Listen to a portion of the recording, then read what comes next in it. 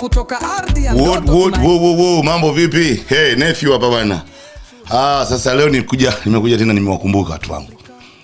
Bwana, kwa wale madada ambao wanapenda kusema wanaume mnapendanga sana mkija club mnakuja kama kikundi leo nakanua pesa babu. Sasa kabla sijaendelea nataka niwakumbushe tena niko hapa kwa sababu ya watu wangu wa Wano Africa.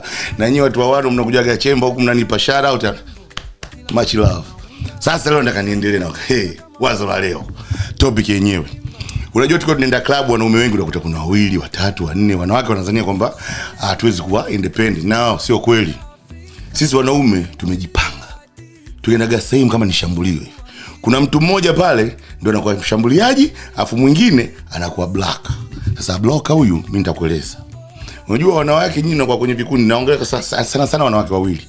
Kuna mtu mmoja pale kwenye kikundi chenu, katika watu wawili kuna mmoja ana hela, afu mara nyingi anakuwa kama sio kuvutia, yani average. Afu yule ambaye ana hela yule ndio anakuwa commodity, yani iko kitu yani inavutia hivi. Sasa yule mbaya anakaenda na yule mwanamke mzuri ili avutie wanaume. Unaona bwana? Sasa sisi wanaume ndio kuna mshambuliaji afu kuna beki.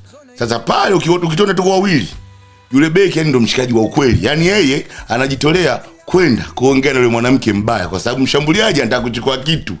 Ukiwa peke yako kama mwanaume upati kitu.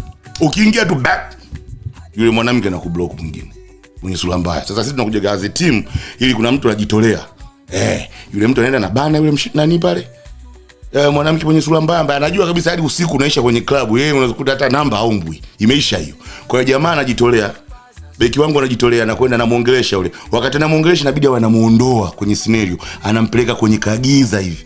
Ili sasa yule ndio anakuwa anakuja na gari yule mwanamke mbaya. Huyu hana gari. Sasa mimi mshambuliaji na gari. Na yule msela nilokuja naye hana gari. Kwa hiyo kule maongezo nilea kule kwamba yeye atashushwa na yule mwanamke. Yaani hapo tusheka plan.